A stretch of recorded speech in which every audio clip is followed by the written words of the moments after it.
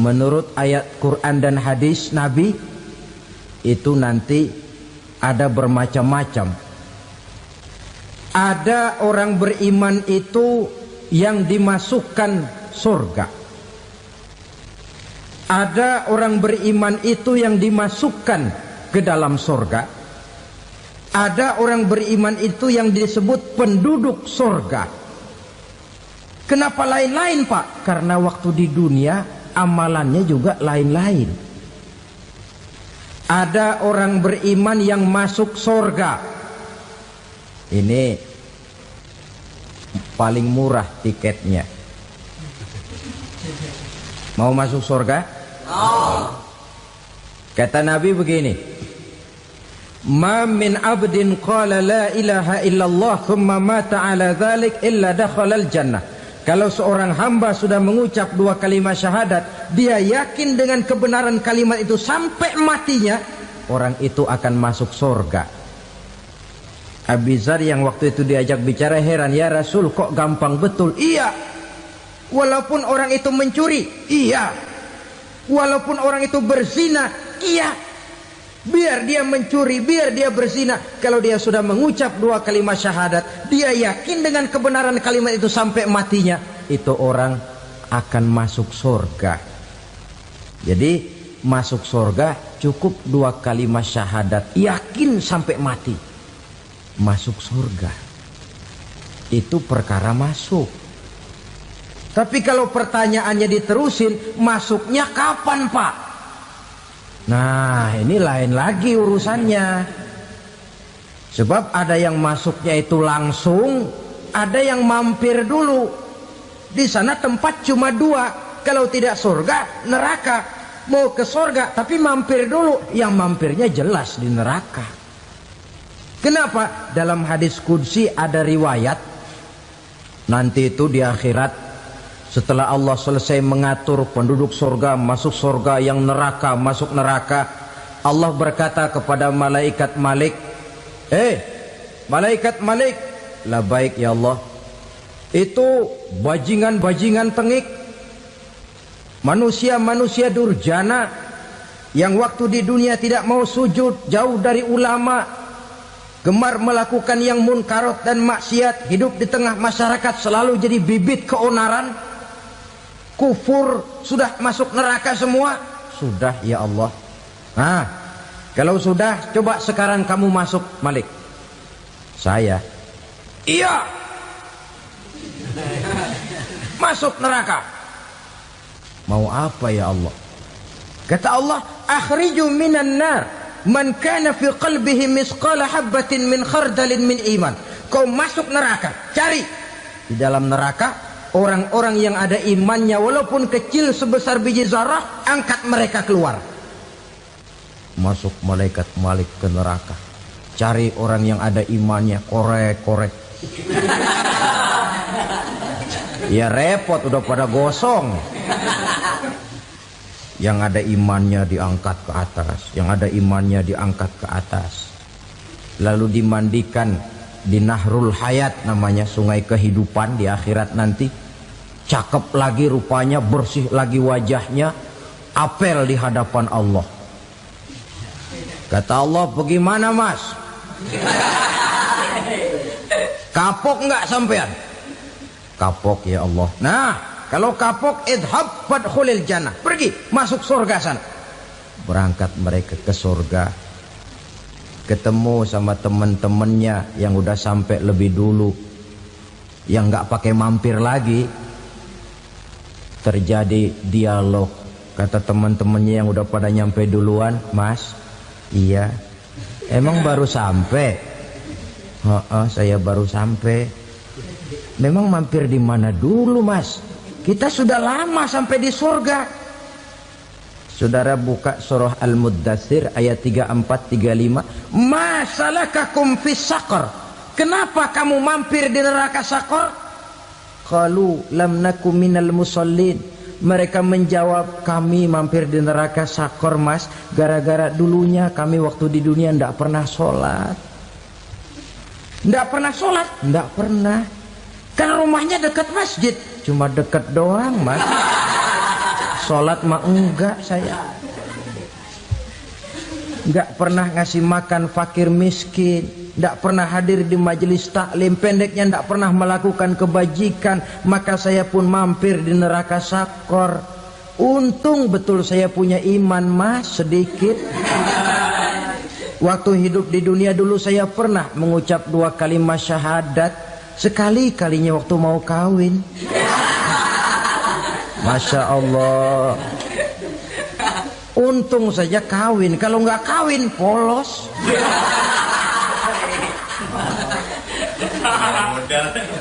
Itu juga pengulu sudah setengah mati ngajarin. Asyhadu alla, asyaduaan, asyaduaan.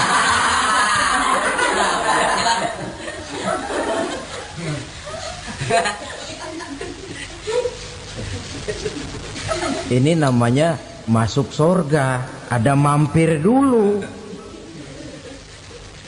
Ada pula orang mukmin itu yang dimasukkan surga. Namanya dimasukkan kan terima beres.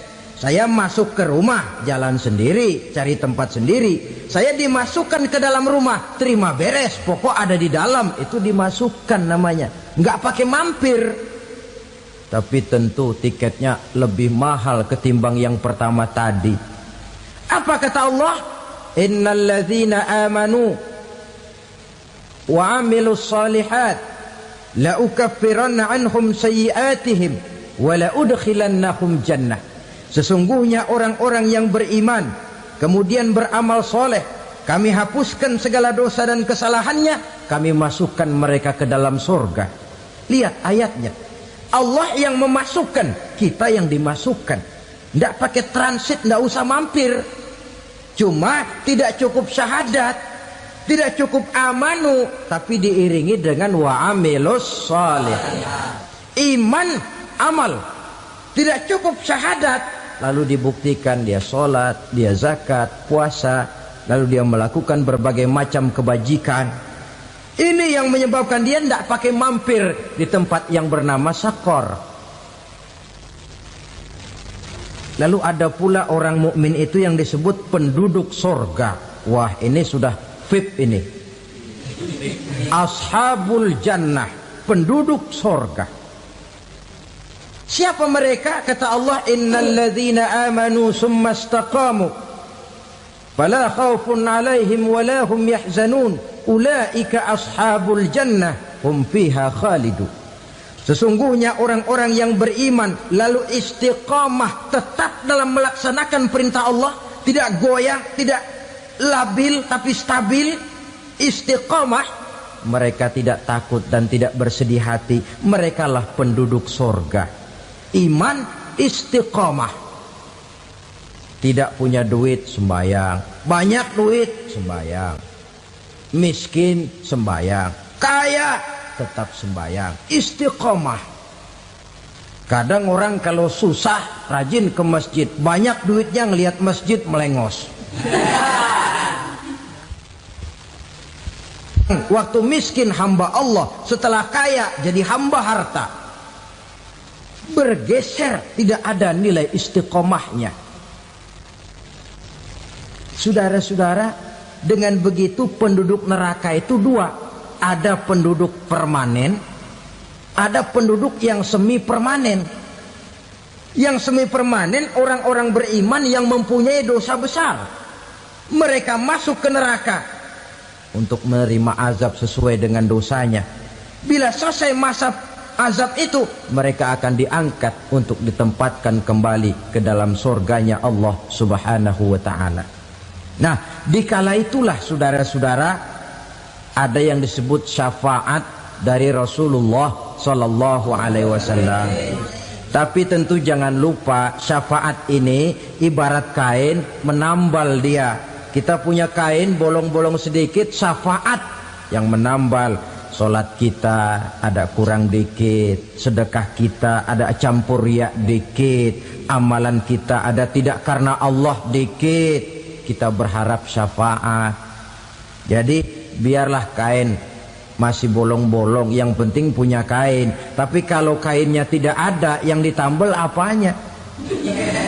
Sholat tidak, puasa tidak, zakat tidak, berharap syafaat saja. Ya, terlalu berlebihan itu. Saudara hadirin yang saya hormati, apabila selesai proses penghisaban, proses penghitungan, maka dikala itulah manusia terbagi dalam dua kelompok besar. Fariqun fil jannah wa fariqun fis sa'ir. Sekelompok orang-orang beruntung yang masuk ke dalam surga, dan sekelompok lagi masuk ke dalam neraka. Ibu-ibu, saudara-saudara kaum muslimin rahimakumullah, pada pertemuan yang lalu sudah saya jelaskan bahwa hidup selalu berakhir dengan kematian. Apabila datang kematian menimpa seseorang, datanglah kiamat baginya. Itu yang disebut dengan kiamat kecil. Hakikatnya mati adalah perpindahan dari kehidupan di dunia ini menuju kehidupan di alam barzakh. Menunggu kita di alam barzakh sampai datangnya saat kiamat. Entah 10 tahun, entah 100 tahun, entah 1000 tahun, hanya Allah saja yang maha tahu. Adapun orang-orang beriman yang melakukan amal kebajikan dalam kehidupan di dunia ini, masa penantian yang lama di alam barzakh buat mereka sebentar saja.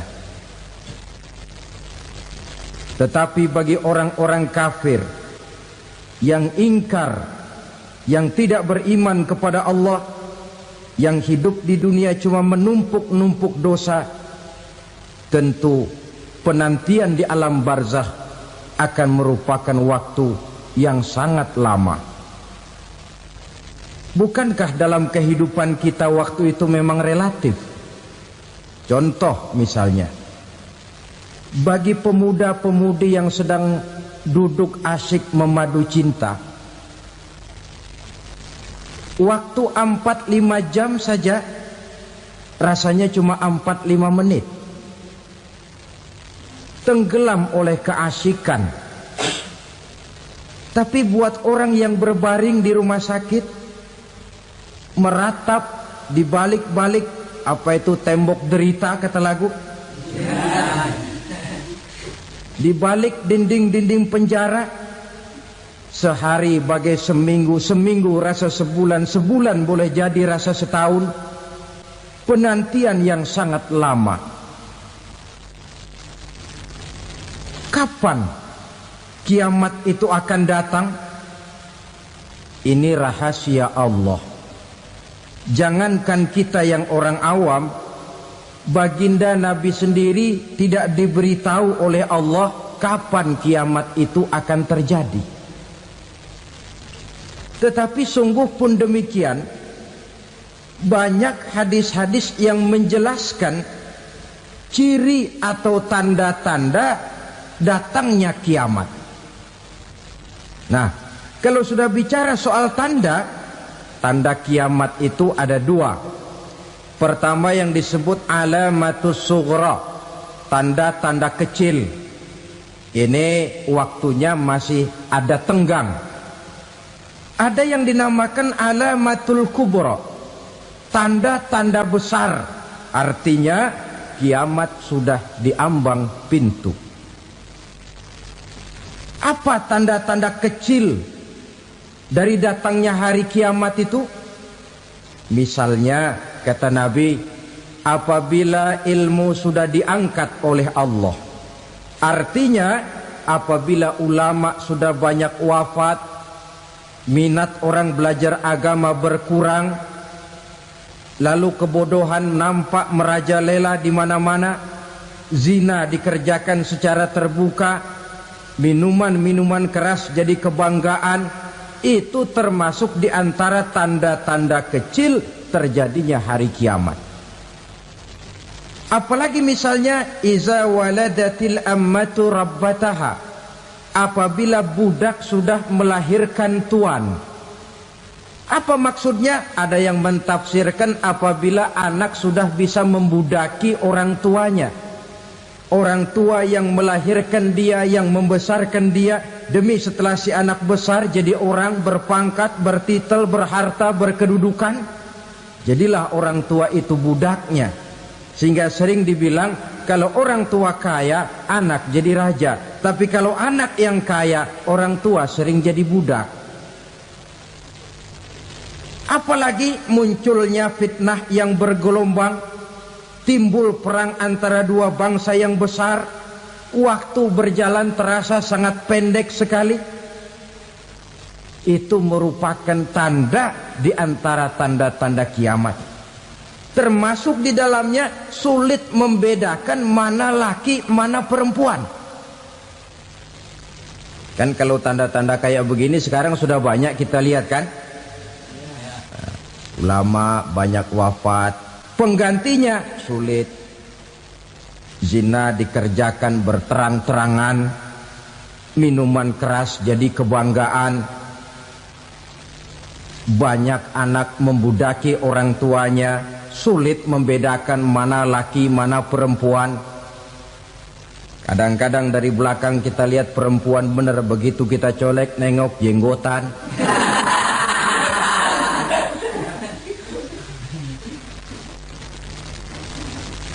Ini termasuk tanda-tanda kecil, masih ada tenggang sampai akan terjadinya kiamat itu. Nah, yang dimaksud dengan tanda-tanda besar, ini tanda besar artinya kiamat sudah diambang pintu. Pertama, matahari terbit dari sebelah barat. Apabila matahari sudah terbit dari arah sebelah barat, tertutuplah sudah pintu taubat. Bersabda Nabi kita, la taqumus sa'atu hatta tatlu'a syamsu min maghribiha. Tidak akan datang hari kiamat sampai matahari terbit dari arah sebelah barat. Fa iza tala'at, manakala matahari telah terbit dari arah sebelah barat, wara'ahan nasu, manusia banyak menyaksikan itu, amanu ajma'un, mereka pun lalu beriman. Yang tadinya kafir, yang tadinya ingkar, yang tadinya membangkang, setelah melihat matahari terbit dari sebelah barat, buru-buru beriman, berlomba-lomba mengucap dua kalimat syahadat. Tapi apa yang terjadi? Kata Nabi, wadzalika hina la yanfa'u nafsan imanuha lam takun amanat min qabl. Hari itu adalah hari yang iman sudah tidak berguna lagi bagi seseorang apabila sebelumnya memang dia tidak pernah beriman.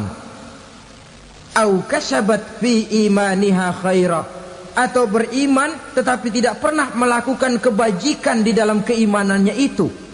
Hari yang sudah kasib, hari yang sudah terlambat, beriman tidak akan ada gunanya lagi. Ini pelajaran buat kita. Sebelum sang surya terbit dari sebelah barat, sebelum nafas sampai di tenggorokan, artinya pintu taubat masih terbuka. Kalau dua hal itu sudah terwujud, nafas sudah sampai di kerongkongan atau matahari sudah terbit dari arah sebelah barat, tertutuplah sudah pintu taubat. Tak ada lagi gunanya pangkat, jabatan, harta, bahkan beriman pun dalam suasana macam itu too late, kata orang Kulon. Sudah terlambat. Matahari terbit dari arah sebelah barat, itu tanda besar, artinya kiamat sudah diambang pintu. Lalu apalagi tanda besar? Munculnya Dajjal. Dajjal artinya pendusta-pendusta yang menyesatkan manusia. Ada dua macam Dajjal, saudara. Ada Dajjal kecil. Ini Dajjal kelas teri. Kalau ini sejak zaman Rasulullah sudah ada itu. Tiap zaman ada.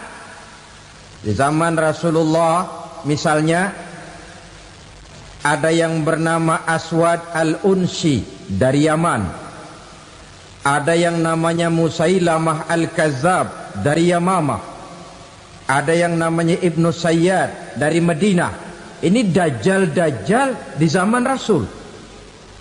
Musailamatul Kazzab memproklamirkan diri jadi nabi dia. Di zaman Rasul masih hidup. Ini dajjal zaman Nabi. Di zaman sahabat muncul dajjal-dajjal. Di zaman kita sekarang ini dajjal-dajjal pun gentayangan. Dajjal-dajjal kelas teri. Kerjanya mendustakan manusia, menyesatkan manusia, memalingkan manusia dari jalan yang benar dan diridhoi oleh Allah Subhanahu wa taala. Adapun yang merupakan tanda besar dari datangnya kiamat, dajjal-dajjal kelas kakap. Pembohong-pembohong besar yang menyesatkan masyarakat manusia berpaling dari jalan Allah mengikuti jalan mereka.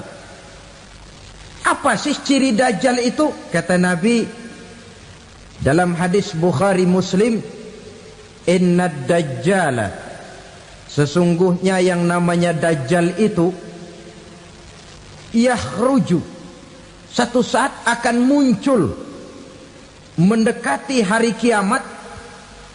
Wa inna ma'ahu ma'an, si dajjal ini membawa air, wa naran, dan juga membawa api. Dua simbol. Di tangan yang satu dia bawa air, di tangan yang satu dia bawa api. Wa ammal ladzi yarahu an-nasu ma'an fanarun, adapun yang orang banyak lihat air, hakikatnya adalah api. Yang dilihat api, hakikatnya adalah air. Oleh sebab itu, kalau api yang ditawarkan, ambillah air. Kalau air yang ditawarkan, pilihlah api. Maksudnya apa ini? Ini bahasa simbol, saudara-saudara. Dajjal bicaranya seolah-olah untuk kepentingan manusia. Menawarkan surga. Surga yang dia tawarkan hakikatnya neraka. Hai manusia, kalau kau mau bahagia, jangan dekat-dekat dengan agama. Solat itu tidak efektif dan efisien, tidak produktif dari segi ekonomi itu. Menghadiri majelis taklim cuma buang-buang waktu. Tahajud, tasbih, tahlil, baca Quran, apa itu? Pekerjaan mubazir saja. Hidup ini cuma sekali, masa yang cuma sekali, manfaatkan dengan sebaik-baiknya. Mumpung, dibawanya sifat mumpung tetapi dalam pengertian yang sangat negatif. Bicaranya seolah-olah untuk kepentingan manusia, tetapi sebenarnya menjerumuskan manusia. Menawarkan air, tapi sebenarnya api. Menawarkan api, tapi hakikatnya air. Buat apa kamu sholat? Buat apa kamu bayar zakat? Buat apa kamu puasa? Surga yang dicanangkan dajjal, hakikatnya neraka. Neraka yang digambarkan dajjal, pada dasarnya adalah surga. Jadi memutarbalikkan fakta itu kerjaan dajjal. Yang hak jadi batil, yang batil dibilang hak, yang benar jadi salah, yang salah malah jadi benar. Tuntunan disuruh jadi tontonan, tontonan malah menjadi tuntunan. Itu pekerjaan dajjal profesinya. Zamannya Nabi Adam, dajjalnya kan iblis. Betul? Betul. Apa sih gang kerayuan iblis itu? Allah setelah menciptakan Nabi Adam kan bilang, Adam, kau dan istrimu Hawa tinggal di surga ini. Seluruh fasilitas yang ada di surga persilahkan kau nikmati. Satu yang tidak boleh, jangan coba-coba dekati pohon khuldi. Dekat saja jangan, apalagi sampai memetiknya. Datang dajjal yang namanya iblis ini. Adam, kamu tahu nggak kenapa tidak boleh makan buah khuldi? Ya nggak tahu, pokoknya saya dilarang. Bodoh kamu Dam. Khuldun artinya kekal. Kalau kamu makan itu buah, kau akan kekal di surga buat selamanya. Allah tidak kepengen, maka dilarang kamu makan buah khuldi. Kalau kau ingin kekal di surga Adam, makan saja. Saya bicara begini ini untuk kepentingan kamu Adam. Ini kan ciri-ciri Dajjal. Bicaranya sih seolah-olah untuk kepentingan Nabi Adam, hakikat sebenarnya menjerumuskan Nabi Adam supaya ingkar dan melanggar larangan dari Allah Subhanahu wa ta'ala. Jadi setelah muncul Dajjal, timbul kekacauan-kekacauan di masyarakat. Banyak yang terpengaruh, terpedaya dan terpesona. Termasuk mereka yang memproklamirkan diri jadi nabi, mereka yang memproklamirkan diri jadi rasul di zaman sesudah Rasulullah wafat. Itu adalah Dajjal. Maka saya ingatkan, kalau di zaman kita sekarang ini ada orang ngaku jadi nabi, ada orang ngaku jadi rasul, biar bahasa Arabnya kental, Quran hafal, hadis ribuan hadis hafal, biar pakai serban sampai menyengser ke tanah, bahasa Arabnya fasih, tapi dia mengaku jadi nabi, jadi rasul, kita umat Islam wajib tidak percaya. Wajib untuk tidak percaya. Itulah Dajjal zaman kita sekarang ini. Tidak mustahil mereka datang mempengaruhi orang awam supaya berpaling dari Rasulullah, mengikuti mereka.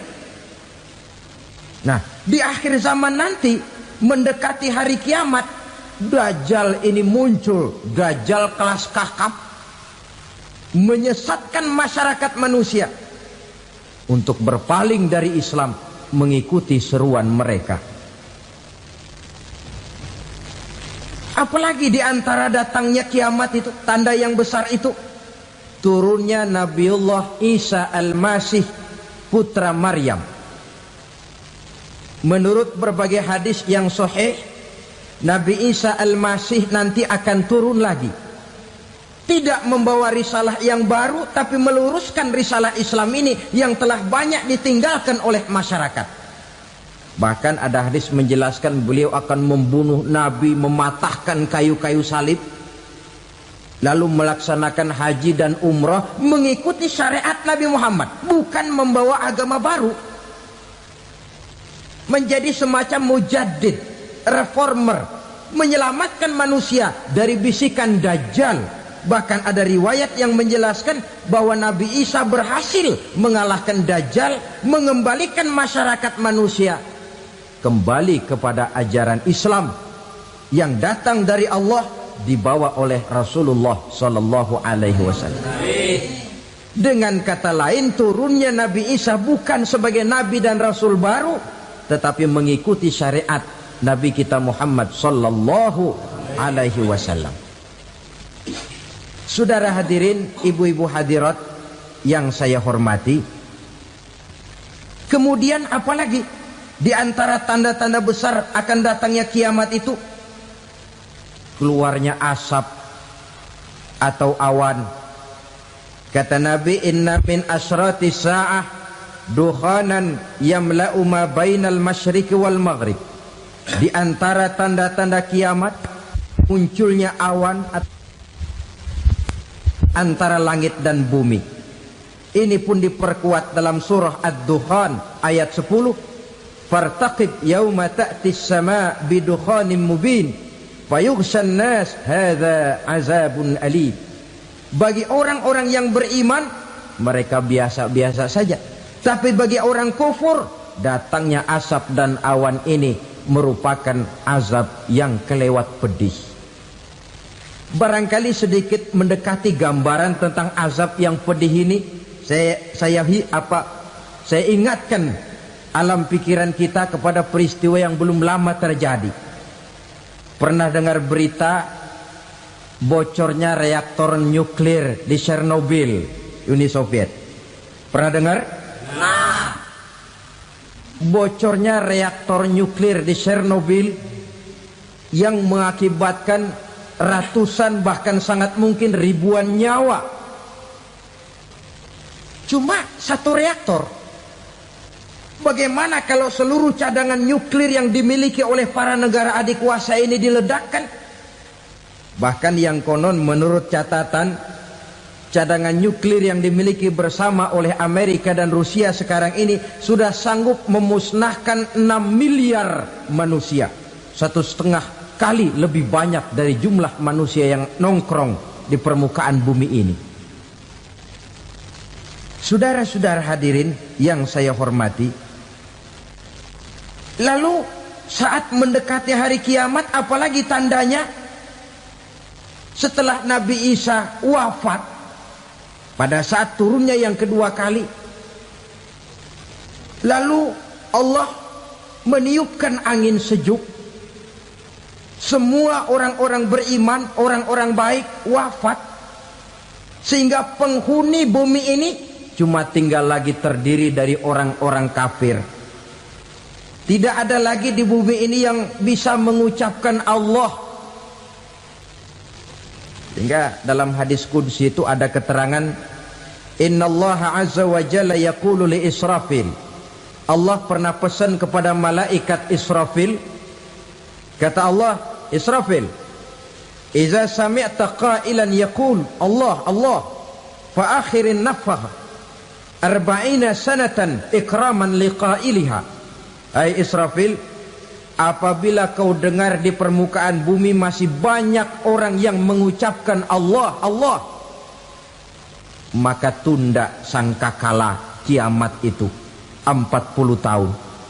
Untuk apa? Ikraman liqailiha, menghormati orang yang mengucapkan Allah Allah itu.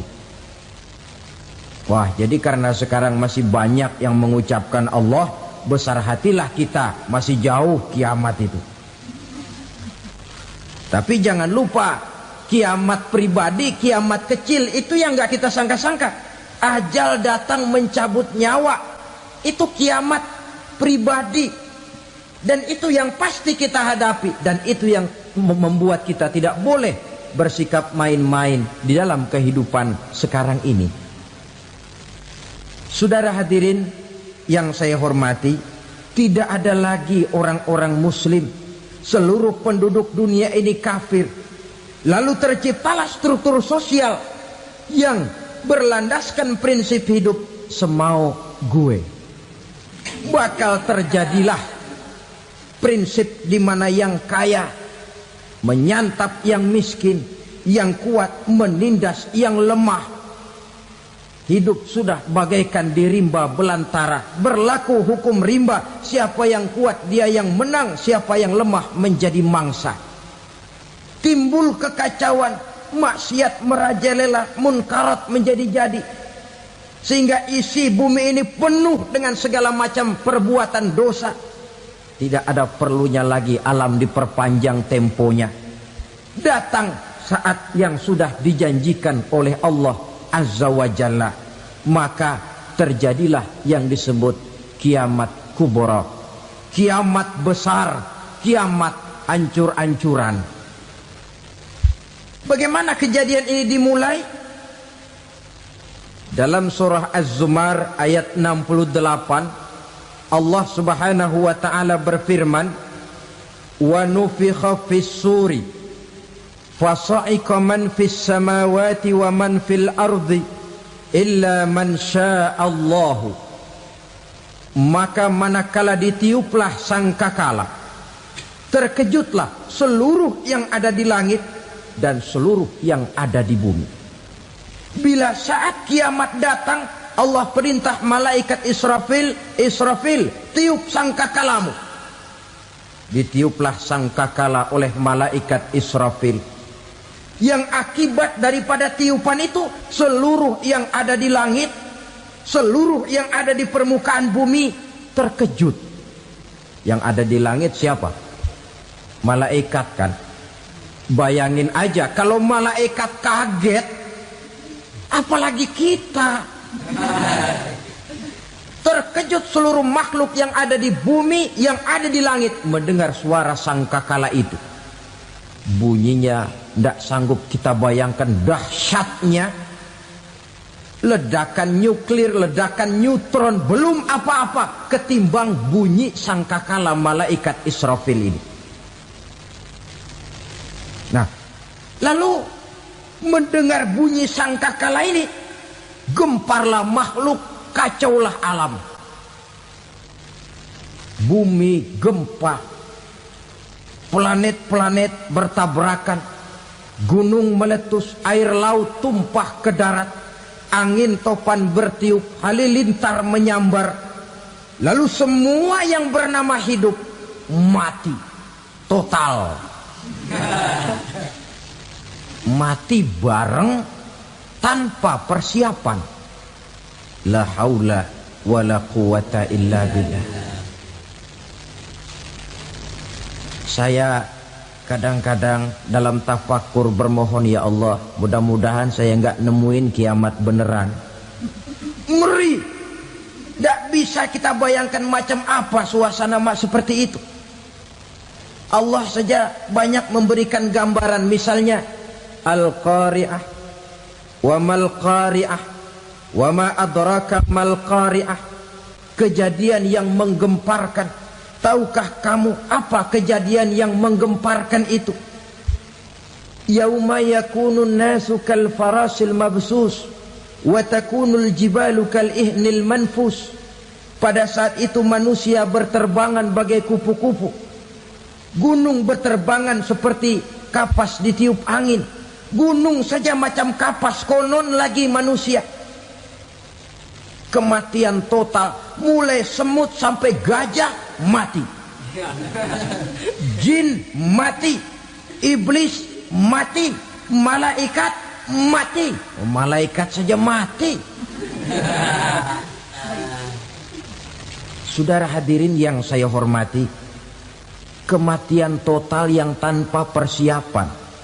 Orang bilang, Pak, kalau mati bareng begitu yang repot malaikat maut dong ya.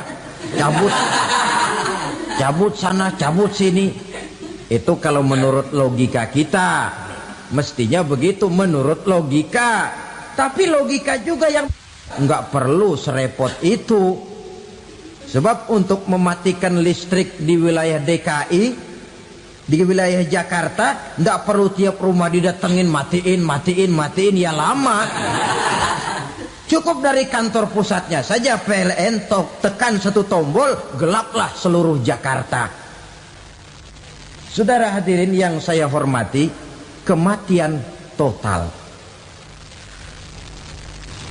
Lalu setelah kematian total, planet-planet juga mati, dalam arti tidak bergerak dan beredar.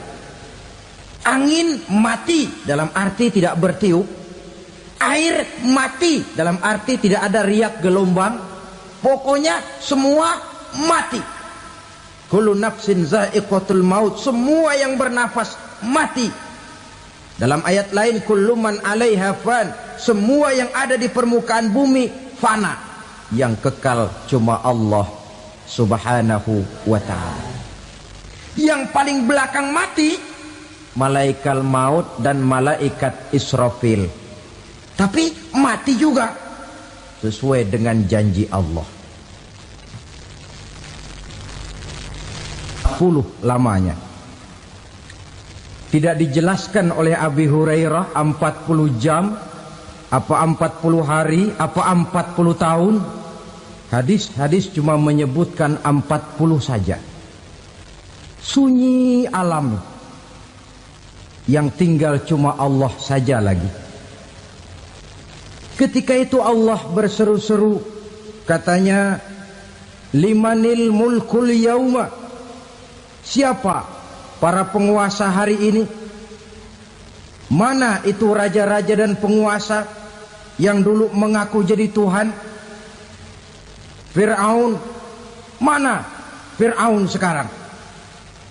Yang dulu jadi raja, merasa berhasil, sombong, lalu tidak mau turun-turun dari kekuasaannya, sampai kepada puncak kekurang ajarannya mengangkat diri jadi Tuhan. Mana itu Fir'aun? Namrus. Mana sekarang Namrus? La ilaha illa ana. Ternyata tidak ada Tuhan lain selain daripada aku, kata Allah. Proses kemudian, saudara-saudara, turunlah hujan dari langit. 40 lamanya hujan itu. Tidak jelas juga 40 jam apa 40 hari.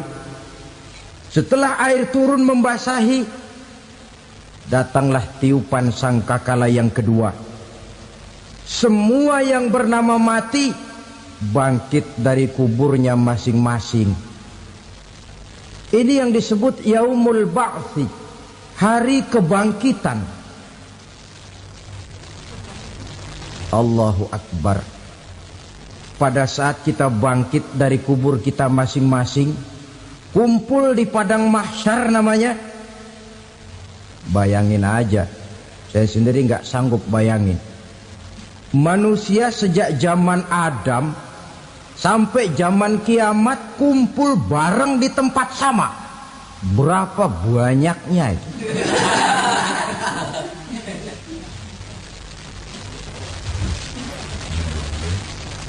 Dan yang luar biasa menurut satu riwayat, pada saat bangkit itu, Masya Allah, roman muka kita berubah, disesuaikan dengan amalan kita waktu di dunia ini. Barang siapa yang waktu di dunia amalannya itu amalan tikus, di akhirat nanti dia bangkit dari kubur, mukanya seperti muka tikus. Gagah betul badannya, tapi mukanya seperti tikus. Kenapa? Amalannya waktu di dunia seperti amalan tikus. Apa amalan tikus itu? Suka ngegeragoti barang yang sudah disimpan rapi-rapi. Orang sudah simpan uang rapi-rapi, simpan perhiasan rapi-rapi, digeragoti oleh tikus. Maling-maling, pencoleng-pencoleng, koruptor-koruptor. Itu nanti di akhirat nanti kita lihat mukanya seperti muka tikus. Oh ini waktu di dunia suka nyolong, hanya seperti muka tikus. Barang siapa yang waktu di dunia ini amalannya itu amalan macan, dia akan bangkit nanti mukanya seperti muka macan. Apa amalan macan? Macan itu amalannya menang-menangan. Orang yang mau menang saja nggak mau mengalah. Coba lihat di hutan, kenal hutan nggak? Di hutan, raja hutan di mana-mana pasti macan. Betul kan? Betul. Padahal hutan belum pernah bikin pemilihan umum. Tapi macan tidak peduli ada pemilihan umum apa tidak, pokok saya raja. Sebab apa? Macan jadi raja itu bukan karena benar, tapi karena kuat jadi raja. Setelah dia jadi raja, rakyat hutan yang mesti dilindungi malah dimakan oleh raja macan. Kambing rakyat hutan dimakan oleh macan. Ayam rakyat hutan dimakan oleh macan. Itu nanti kita lihat di akhirat itu mukanya seperti muka macan, gagah betul. Lalu barang siapa yang di dunia ini amalannya itu seperti amalan anjing, nanti dia punya muka seperti muka anjing. Apa amalan anjing? Pertama, anjing itu kalau disuruh jaga rumah, dia tidak bisa membedakan mana maling, mana tamu. Biar yang datang maling, kalau bawa tulang, anjing kalem. Yang kedua, anjing itu akan setia kepada siapa saja yang memberinya roti. Siapa yang memberinya roti, itulah majikannya. Apa kata majikannya pasti dia laksanakan. Soal benar atau salah dia tidak peduli. Setelah anjing dapat roti, dia tidak punya pilihan lain kecuali bilang, abdi mah kumaha juragan wae ayeuna mah.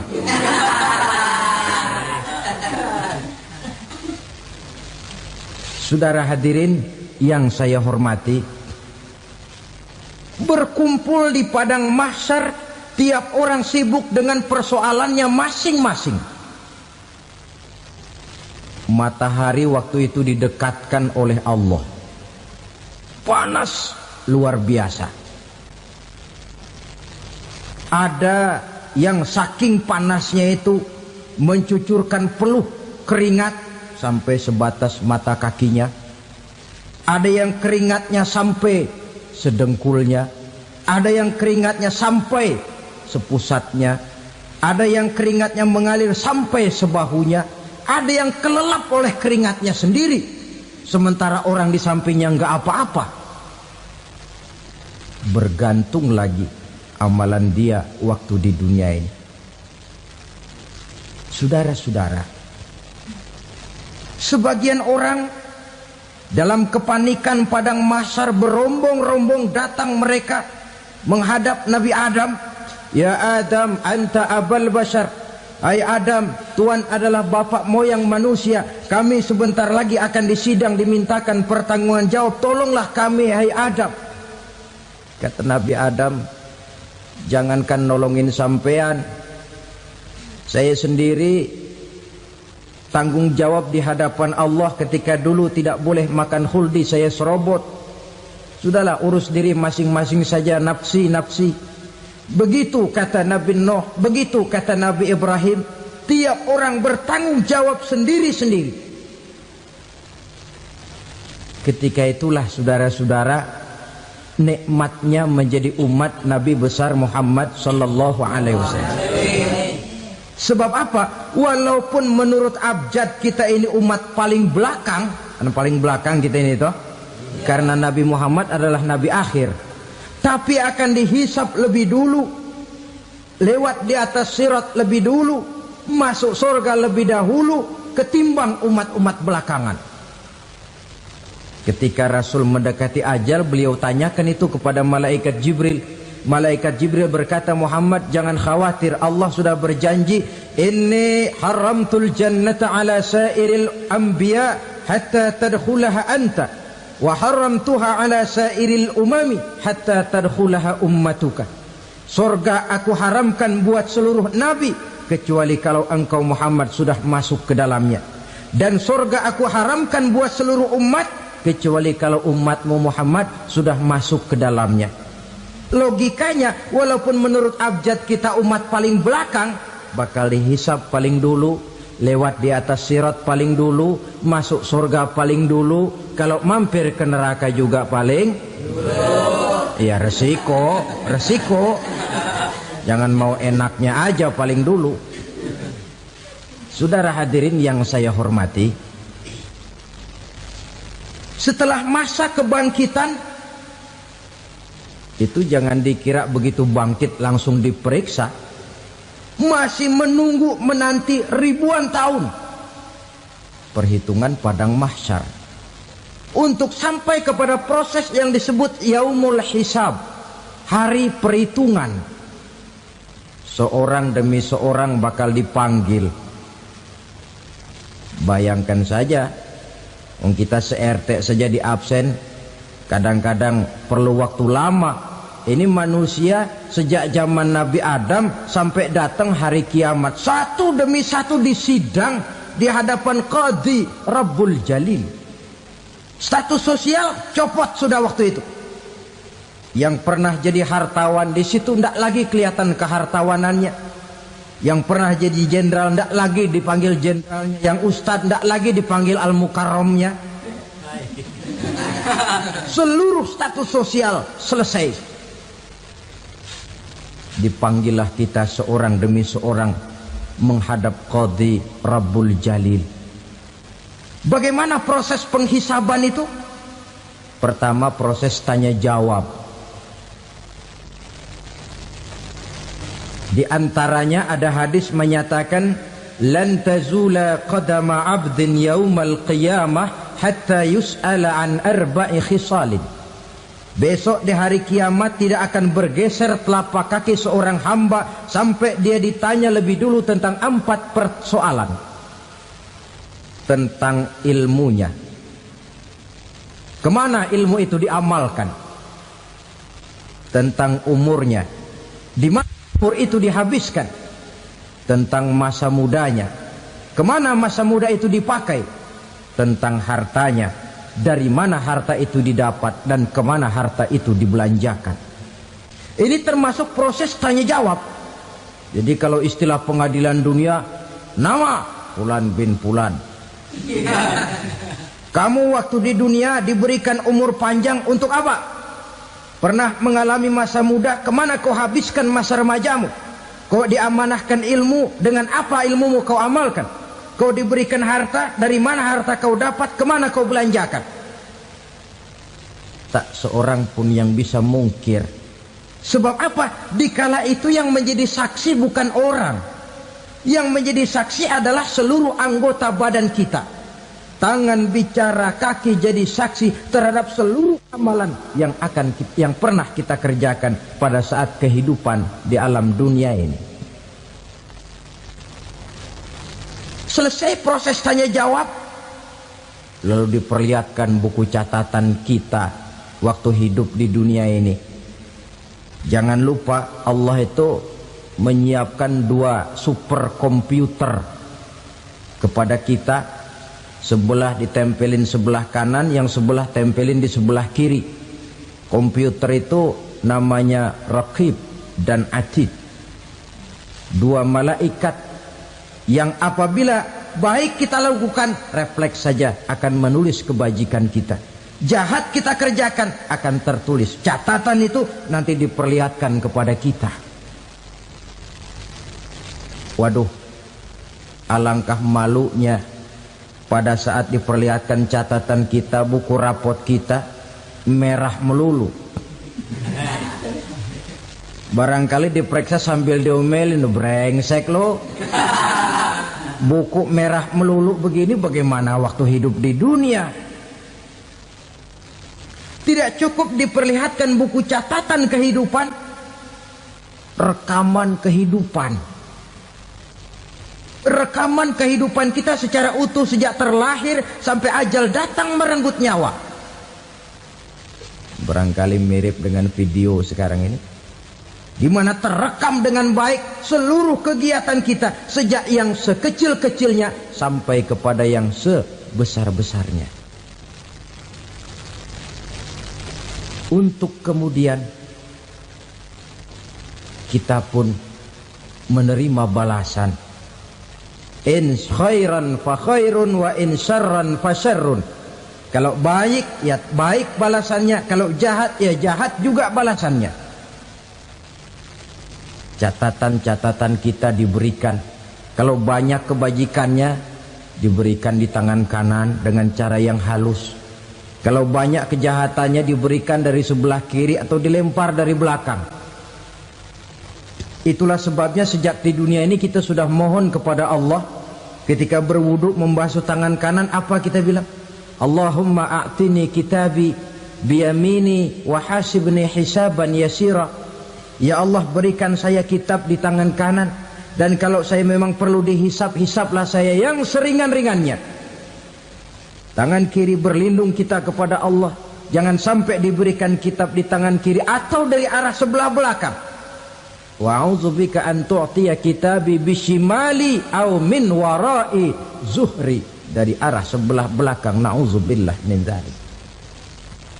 Setelah selesai lewat proses penghisaban, lewat mizan, timbangan, maka yang sudah selesai dihisab itu bergeraklah menuju sirat, jembatan yang terbentang menuju surga melalui neraka.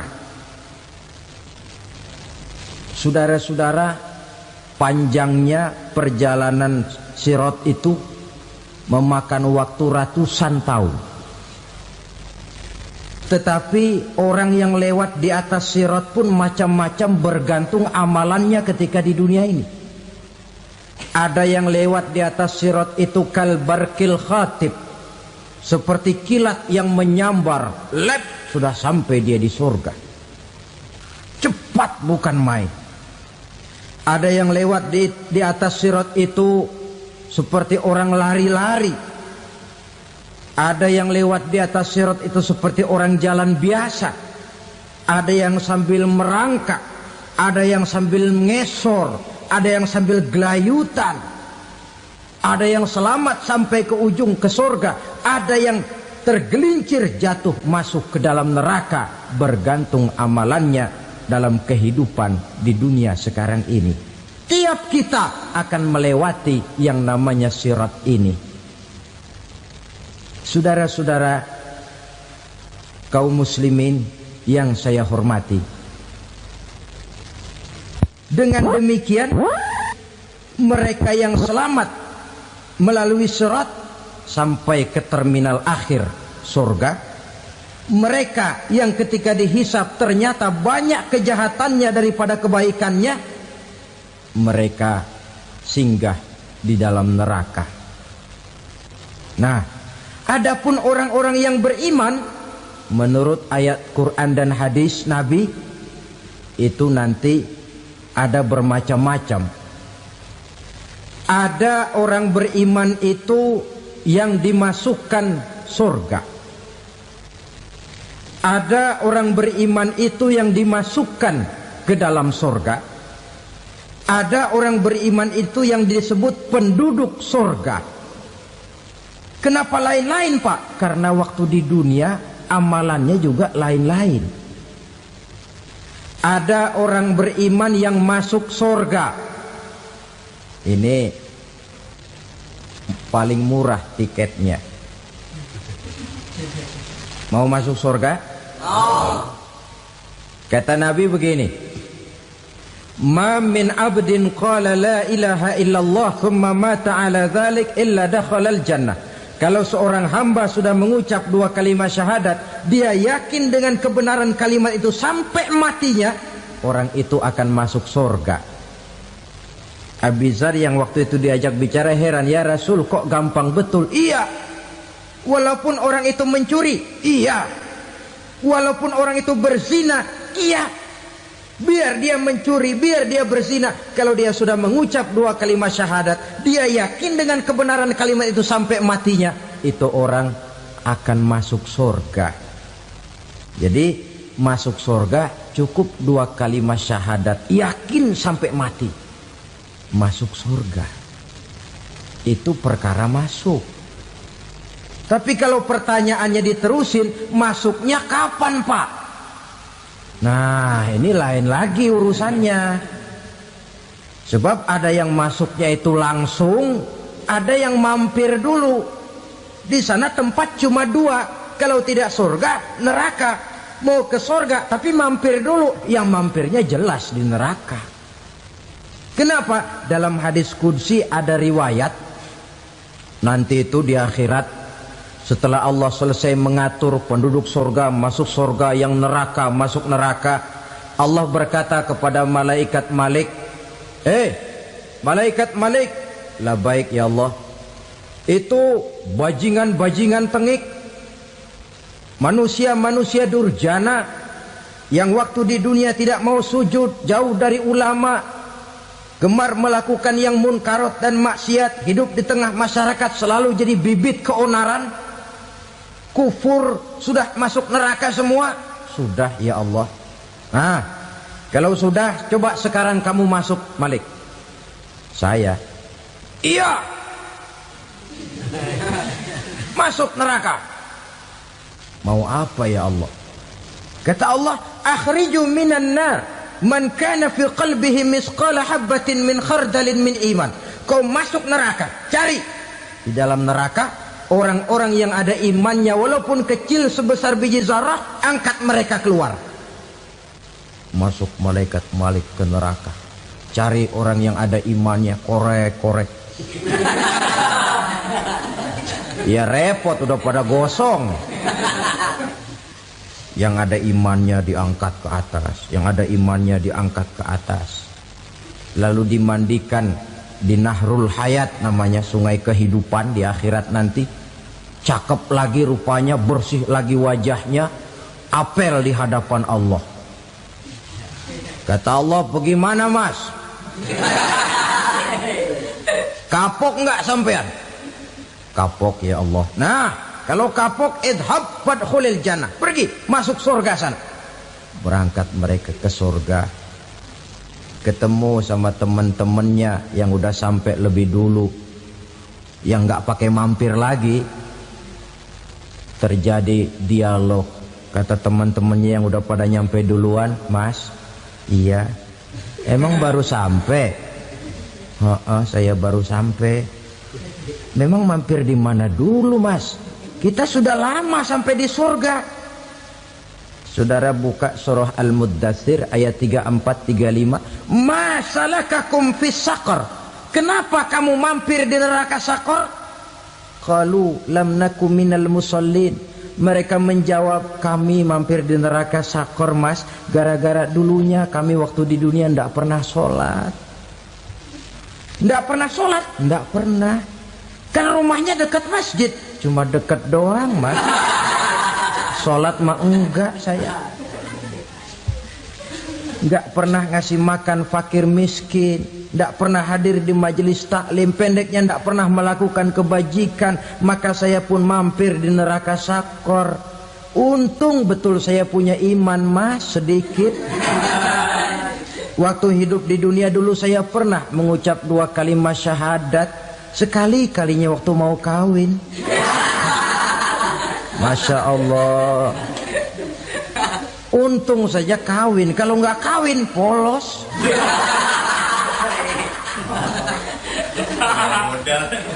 Itu juga pengulu sudah setengah mati ngajarin. Asyhadu alla, asyaduaan, asyaduaan.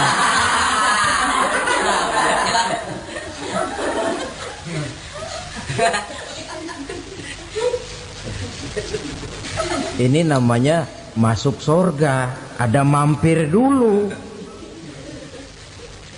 Ada pula orang mukmin itu yang dimasukkan surga. Namanya dimasukkan kan terima beres.